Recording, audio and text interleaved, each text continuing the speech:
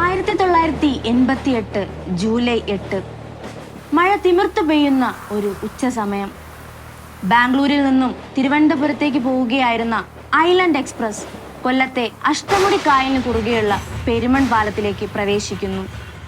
യാത്രക്കാർ പലരും നല്ല മയക്കത്തിലാണ്. എന്നാൽ അടുത്ത നിമിഷം ആ തീവണ്ടിയുടെ 10 ബോഗികൾ വലിയ ശബ്ദത്തോടെ പാളം തെറ്റി അഷ്ടമുടി കായലിന്റെ ആഴങ്ങളിലേക്ക് പതിച്ചു. വെള്ളത്തിൽ ശ്വാസം കിട്ടാതെ പിടഞ്ഞു മരിച്ചത് 105 നിരപരാധികളാണ്. കേരളത്തിന്റെ ചരിത്രത്തിലെ ഏറ്റവും വലിയ ട്രെയിൻ ദുരന്തം.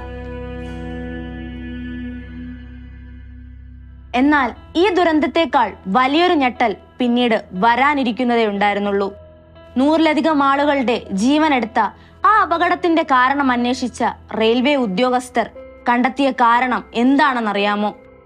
ആർക്കും വിശ്വസിക്കാൻ കഴിയാത്ത, ആരും നേരിട്ട് കണ്ടിട്ടില്ലാത്ത ഒരു ചുഴലിക്കാറ്റ്. ടണ്ണുകൾ ഭാരമുള്ള ട്രെയിൻ ബോഗികളെ എടുത്തുയർത്തി കായലിലേക്ക് എറിയാൻ മാത്രം ശക്തിയുള്ള ഒരു ചുഴലിക്കാറ്റ് അന്ന് പെരുമണിൽ വീശിയിരുന്നു പോലും.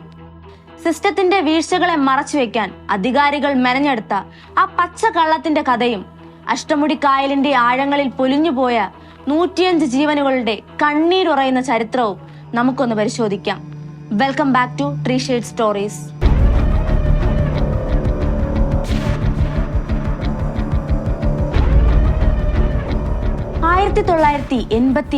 ജൂലൈ മാസം. കേരളത്തിൽ കാലവർഷം അതിന്റെ മുഴുവൻ ശക്തിയിലും പെയ്തു തിമിർക്കുന്ന സമയം. ജൂലൈ 8-ാം തീയതി ഉച്ചയ്ക്ക് ഏകദേശം 1:15 സമയം. ബാംഗ്ലൂരിൽ നിന്നും തിരുവനന്തപുരത്തേക്ക് വരികയായിരുന്ന നമ്പർ 26 ഐലൻഡ് എക്സ്പ്രസ് കൊല്ലം ജില്ലയിലെ പെരുമൺ പാലത്തിലേക്ക് കടക്കുകയാണ്.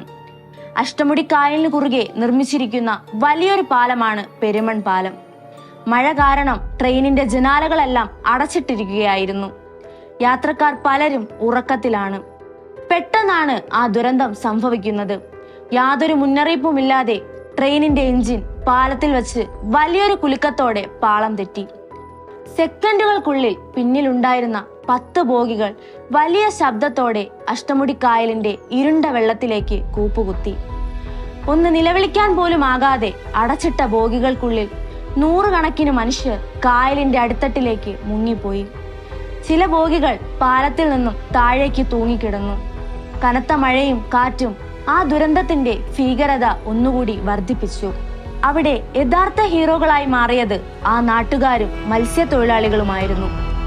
വലിയൊരു ശബ്ദം കേട്ട് ഓടിയെത്തിയ നാട്ടുകാർ കണ്ടത് കായലിൽ മുങ്ങിത്താഴുന്ന ട്രെയിൻ ബോഗികളാണ്. ഒട്ടും സമയം കളയാതെ തങ്ങളുടെ ചെറിയ വള്ളങ്ങളുമായി ആ മഴയത്ത് അവർ കായലിലേക്ക് ഇറങ്ങി. വെള്ളത്തിൽ മുങ്ങിപ്പോയ ബോഗികളുടെ ചില്ലുകൾ തകർത്തും വാതിലുകൾ വെട്ടിപ്പൊളിച്ചും അവർ 100 കണക്കിന് ആളുകളെയാണ് അന്ന് ജീവിതത്തിലേക്ക് കൈപിടിച്ചു കയറ്റിയത്. ഫയർഫോഴ്സും പോലീസും എത്തുന്നതിന് മുമ്പ് തന്നെ ആ നാട്ടുകാർ നടത്തിയ രക്ഷാപ്രവർത്തനം ഇല്ലായിരുന്നുവെങ്കിൽ മരണസംഖ്യ ഇതിന്റെ എത്രയോ ഇരട്ടിയാകുമായിരുന്നു. എന്നിട്ടും ദിവസങ്ങൾ നീണ്ട തിരച്ചിലുകൾക്കൊടുവിൽ 105 മൃതദേഹങ്ങളാണ് അഷ്ടമുടി കായലിൽ നിന്നും പുറത്തെടുത്തത്. 200-ലധികം പേർക്ക് ഗുരുതരമായി പരിക്കേറ്റു. കേരളം കണ്ട ഏറ്റവും വലിയ തീവണ്ടി അപകടങ്ങളിൽ ഒന്നായി പെരുമൺ ദുരന്തം മാറി. ദുരന്തത്തിന്റെ നടുക്കം മാറും മുമ്പേ ജനങ്ങൾക്കിടയിൽ വലിയൊരു ചോദ്യമുയർന്നു. വളരെ നേർരേഖയിലുള്ള ഈ പാലത്തിൽ വെച്ച് എങ്ങനെയാണ് ട്രെയിൻ പാളം തെറ്റിയത്? ഇതിനുത്തരം കണ്ടെത്താൻ റെയിൽവേ സേഫ്റ്റി ചീഫ് കമ്മീഷണർ ആയിരുന്ന CS സൂര്യനാരായണന്റെ നേതൃത്വത്തിൽ ഒരു അന്വേഷണ കമ്മീഷനെ നിയോഗിച്ചു.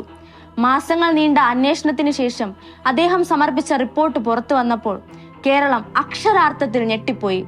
ആ റിപ്പോർട്ടിൽ പറഞ്ഞിരുന്ന കാരണം ഇതായിരുന്നു: പെരുമൺ പാലത്തിലൂടെ ട്രെയിൻ കടന്നു പോകുമ്പോൾ പെട്ടെന്ന് അഷ്ടമുടി കായലിൽ നിന്നും അതിശക്തമായ ഒരു ചുഴലിക്കാറ്റ് രൂപപ്പെടുകയും ആ കാറ്റ് ട്രെയിനിന്റെ ബോഗികളെ ഉയർത്തി കായലിലേക്ക് എറിയുകയും ചെയ്തു. കേൾക്കുമ്പോൾ തന്നെ ആർക്കും മനസ്സിലാകും ഇതൊരു പച്ചക്കള്ളമാണെന്ന്. ടണ്ണുകൾ ഭാരമുള്ള ഇരുമ്പ് ബോഗികളെ എടുത്തുയർത്താൻ മാത്രം ശക്തിയുള്ള ഒരു ചുഴലിക്കാറ്റ് വന്നിട്ടും ആ പാലത്തിന് തൊട്ടടുത്തുള്ള മരങ്ങളോ ഓലമേഞ്ഞ വീടുകളോ, എന്തിന് ഒരു തെങ്ങോല പോലും അവിടെ ഒടിഞ്ഞു വീണിരുന്നില്ല. മാത്രമല്ല, അന്ന് അവിടെ ഉണ്ടായിരുന്ന നാട്ടുകാരോ ദുരന്തത്തിൽ നിന്നും രക്ഷപ്പെട്ട യാത്രക്കാരോ അങ്ങനെ ഒരു കാറ്റ് വീശിയതായി പറഞ്ഞിട്ടുമില്ല. എന്നിട്ടും തികച്ചും അശാസ്ത്രീയമായ ഈ ചുഴലിക്കാറ്റ് തിയറി റെയിൽവേ ഔദ്യോഗികമായി അംഗീകരിച്ചു. എന്തിനായിരുന്നു അവർ ഇങ്ങനെ ഒരു കള്ളക്കഥ ഉണ്ടാക്കിയത്? ഉത്തരം വളരെ വ്യക്തമാണ്. ദുരന്തത്തിന്റെ ഉത്തരവാദിത്വത്തിൽ നിന്നും റെയിൽവേക്ക് തലയൂരാൻ. യഥാർത്ഥത്തിൽ സംഭവിച്ചത് മറ്റൊന്നായിരുന്നു എന്ന് പിന്നീട് പല സ്വതന്ത്ര അന്വേഷണങ്ങളിലും തെളിഞ്ഞിട്ടുണ്ട്. അതിലൊന്ന് ട്രാക്കിലെ തകരാറായിരുന്നു. കനത്ത ചൂടിൽ പാളങ്ങൾ വികസിക്കുകയും പെട്ടെന്ന് മഴ പെയ്യുമ്പോൾ അത് ചുരുങ്ങുകയും ചെയ്യും. ഇത് പാളങ്ങൾ തമ്മിലുള്ള അലൈൻമെന്റ് തെറ്റാൻ കാരണമാകും. മറ്റൊന്ന് ട്രെയിനിന്റെ ചക്രങ്ങൾക്കുണ്ടായ തകരാറാണ്. ഐലൻഡ് എക്സ്പ്രസിന്റെ ചില ബോഗികളുടെ ചക്രങ്ങൾക്ക് കൃത്യമായ അലൈൻമെന്റ് ഉണ്ടായിരുന്നില്ല എന്നും അത് പാളം തെറ്റാൻ കാരണമായി എന്നും ചില വിദഗ്ധർ ചൂണ്ടിക്കാട്ടി. കൂടാതെ അറ്റകുറ്റപ്പണികൾക്കായി പാലത്തിൽ ചില മാറ്റങ്ങൾ വരുത്തിയിരുന്നതായും വേഗത കുറച്ചു പോകേണ്ട ആ സ്ഥലത്ത് ലോക്കോ പൈലറ്റ് അമിത വേഗതയിൽ ട്രെയിൻ ഓടിച്ചതാകാം അപകട കാരണമെന്നും ആരോപണങ്ങൾ ഉണ്ടായി. ഇതിലെന്ത് കാരണമായാലും തെറ്റ് പൂർണ്ണമായും റെയിൽവേയുടെ ഭാഗത്തായിരുന്നു. മനുഷ്യന്റെ അനാസ്ഥ. കോടിക്കണക്കിന് രൂപയുടെ നഷ്ടപരിഹാരം നൽകുന്നതിൽ നിന്നും ജനങ്ങളുടെ പ്രതിഷേധത്തിൽ നിന്നും രക്ഷപ്പെടാൻ അവർ പ്രകൃതിയെ പഴിചാരി. ഒരു ചുഴലിക്കാറ്റിന്റെ പേരിൽ ആ ഫയലുകൾ അവർ എന്നേക്കുമായി ക്ലോസ് ചെയ്തു. പിന്നീട് വലിയ പ്രതിഷേധങ്ങൾ ഉണ്ടായതിനെ തുടർന്ന് റിട്ടയർഡ് എയർഫോഴ്സ് ഉദ്യോഗസ്ഥനായ CS നായിക്കിന്റെ നേതൃത്വത്തിൽ രണ്ടാമതൊരു അന്വേഷണം കൂടി നടത്തി. അദ്ദേഹം ഈ ചുഴലിക്കാറ്റ് തിയറി പൂർണ്ണമായും തള്ളിക്കളഞ്ഞു. പാളത്തിലുണ്ടായ തകരാറോ അല്ലെങ്കിൽ ട്രെയിനിന്റെ സാങ്കേതിക തകരാറോ ആണ് അപകട കാരണമെന്ന് അദ്ദേഹം കണ്ടെത്തി. പക്ഷേ ആ റിപ്പോർട്ട് ഔദ്യോഗികമായി അംഗീകരിക്കാനോ യഥാർത്ഥ കുറ്റക്കാർക്കെതിരെ നടപടിയെടുക്കാനോ അധികാരികൾ തയ്യാറായില്ല. ഇന്ന് പെരുമൺ പാലത്തിലൂടെ പോകുന്ന ഓരോ തീവണ്ടിയും ആ ദുരന്തത്തിന്റെ ഓർമ്മപ്പെടുത്തലാണ്. സ്വന്തം ജീവൻ പണയം വെച്ച് അന്ന് രക്ഷാപ്രവർത്തനം നടത്തിയ ആ നാട്ടുകാരുടെ ധീരത നാം ഒരിക്കലും മറക്കാൻ പാടില്ല. ഒപ്പം 105 ജീവനുകൾ നഷ്ടപ്പെട്ടിട്ടും അതിനൊരു വ്യാജ ചുഴലിക്കാറ്റിന്റെ കഥയുണ്ടാക്കി മനുഷ്യന്റെ അനാസ്ഥയെ ന്യായീകരിച്ച ഭരണകൂടത്തിന്റെ ക്രൂരതയും. ഈ ചുഴലിക്കാറ്റ് തിയറിയെക്കുറിച്ച് നിങ്ങൾക്ക് എന്തു തോന്നുന്നു?